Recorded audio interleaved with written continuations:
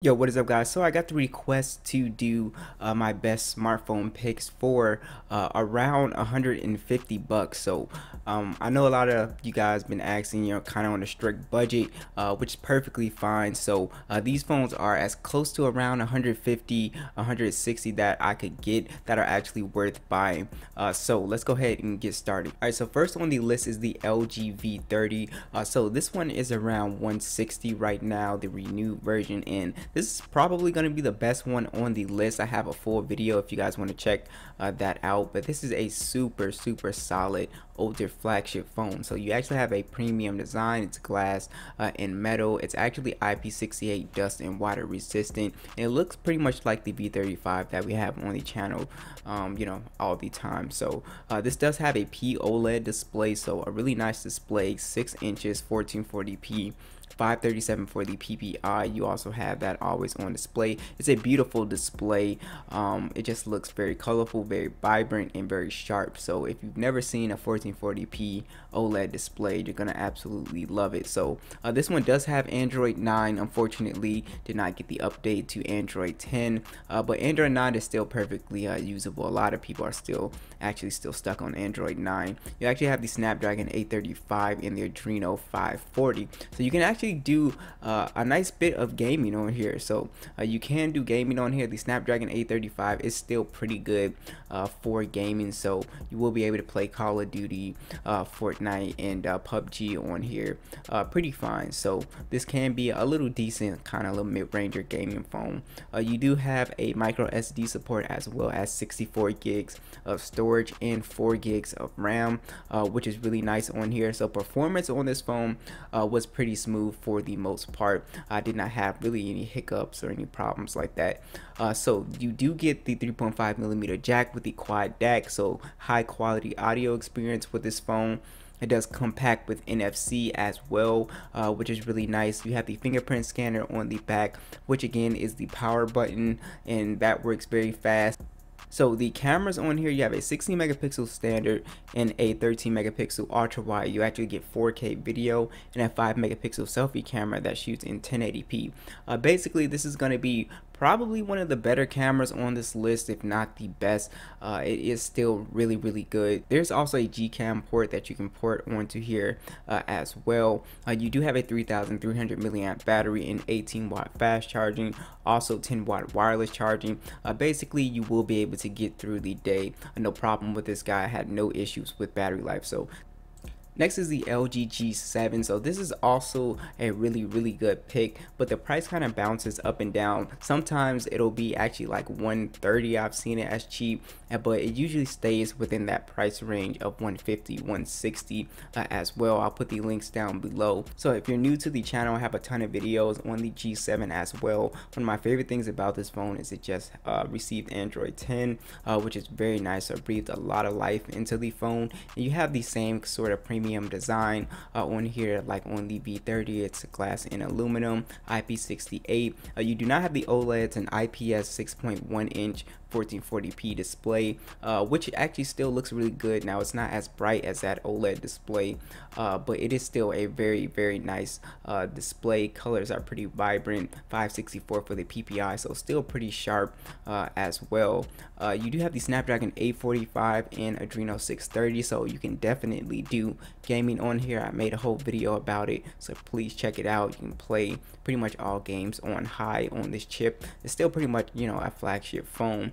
You do have micro SD support along with 64 gigs of storage and 4 gigs of RAM. So you also again have the headphone jack with the quad DAC, a very loud speaker on here, which is something that I really love. The boombox speaker, NFC is on here as well. You also have pretty solid cameras, really good cameras when you install Gcam, a 16 megapixel standard and a 16 megapixel ultra wide, shoots in 4K. You can see from the photos, just beautiful photos. 8 megapixel selfie camera, shoots in 1080p. You also have NFC on here, 3000 milliamp battery, 18-watt fast charging, wireless charging as well.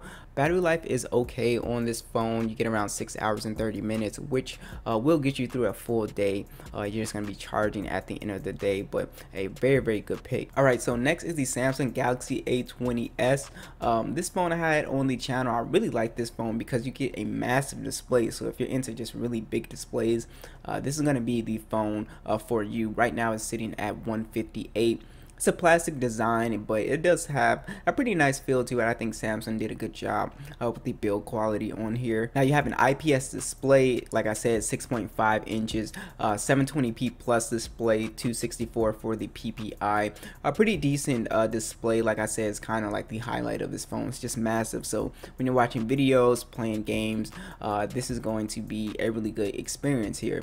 So you do have Android 10 on this guy with One UI 2.0. You have the Snapdragon 450 and Adreno 506, so this is not like your ideal gaming phone. I did a whole gaming test if you want to see the settings and everything, but you will be able to play like Call of Duty and stuff like that. It's just going to be on like medium settings, PUBG like medium to low settings, so you're not going to be able to play on really high graphics. You might want to check out the LG phones for that, but again, a massive display is one of the things that you're going to love about this phone. So you do have micro SD support and 32 gigs of storage along with 3 gigs of RAM as well. Performance wise was pretty solid. Samsung did a pretty decent job with this phone when it comes to One UI. I believe it wasn't the full version of One UI, but it was a stripped back version. It wasn't lagging all over the place, so I didn't really have too many issues with performance. You do have the headphone jack on here, no NFC, so if you're into mobile payments you will be missing out on that. But you also have the fingerprint scanner on the back, which is pretty fast, and the face unlock is very fast on this phone as well. Now the camera setup on here is a triple camera setup. It's a 13 megapixel wide and 8 megapixel ultra wide and a 5 megapixel depth sensor. Shoots in 1080p. You also have a selfie camera that shoots in 1080p at 8 megapixels. I'm not gonna say the cameras are bad on here.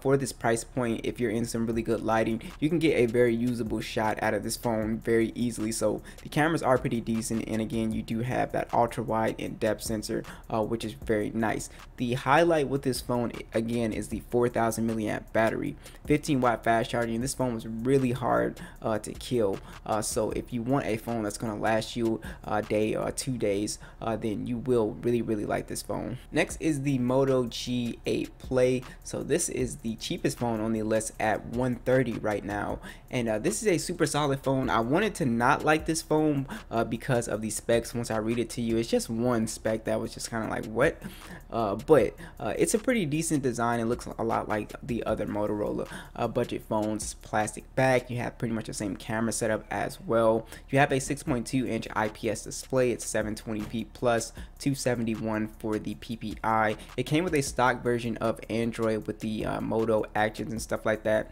so pretty much stock version, and it was pretty smooth with the Helio P70 processor on here. I did not have an issue with performance, and that's because I thought I was, but you have 2 gigs of RAM on here, which was pretty weird that they did that, but I'm telling you, I did not have a performance problem.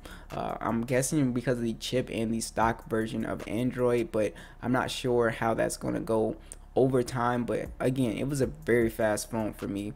You have 32 gigs of storage as well as a headphone jack still on here. This phone does lack NFC. The fingerprint scanner is very fast on the back, and so is the face unlock. Now you have a triple camera setup. It's a 13 megapixel wide, 8 megapixel ultra wide, 2 megapixel depth sensor. Again, if you're into photos, you're gonna look at some of the other phones because this phone was just okay. It just did not take the best photos. You got to be in like some really good lighting to get a usable shot out of this guy. So again, not the best, but you do have a 4000 milliamp battery on here, and the battery life again is like the A20s, very good. It can last you up to a day, 2 days very easily. So this is a really solid pick, and again the cheapest on the list. Last is the Redmi Note 8. So this is really one of the best phones on this list. I know I keep saying that, but it really is is one of the best depending on what you're looking for, because it has a lot of everything that all of these phones have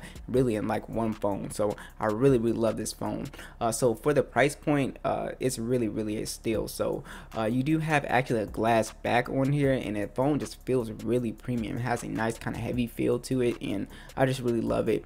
You also have an IPS display on here. It's a 6.3-inch display. It is full 1080p, which is really awesome. 409 for the PPI. Just a beautiful water drop notch display. I just really love the design on here. I think it's one of the best compared to like the LG V30. I think not as good as that one, but this is a really solid one. You do get Android 9, MIUI 11 out of the box. I'm assuming this will get the Android 10 update. You do have the Snapdragon 665 and Adreno 610. Again, I did a gaming test. If you want to check that out, you will be able to game on here pretty fine. Again, it's like medium tier gaming on this phone. You're not going to be maxing things out, but you do have micro SD support, 32 gigs of storage and 3 gigs of RAM. MIUI 11, if you've never used it, has a ton of features: screen recording, second space. I mean, it's got a lot of stuff thrown in there, so if you're into all of that, definitely check this phone out. One of the best things about this phone is the camera. So you have a quad camera setup, 48 megapixel wide, 8 megapixel ultra wide, a 2 megapixel macro, and a 2 megapixel depth sensor. You get 4K video as well as 13 megapixel selfie that shoots in 1080p. Basically, it is a very good camera. Indoors, outdoors, you're getting some very sharp photos, good dynamic range, pretty good color signs. For this price point, I had zero complaints. Now, of course, you do get the headphone jack. This phone unfortunately does not have NFC. You also have the infrared port, which is pretty cool, so you can use it as like a remote, which I think is awesome. You also have the fingerprint scanner, very fast, face unlock, very fast on this phone. Now, this again is a very good battery performer. Like most of the phones on this list, 4,000 milliamp battery, 18-watt fast charging can easily get you through a day, 2 days of battery life. So like I said, this is overall one of the best phones because it has a lot of everything: premium design, cheap price, big battery, and but excellent cameras on here, pretty solid performer. So this is one of the phones I would look at personally myself if you don't want, you know, an LG phone. So thanks for watching. I will catch you guys in the next one.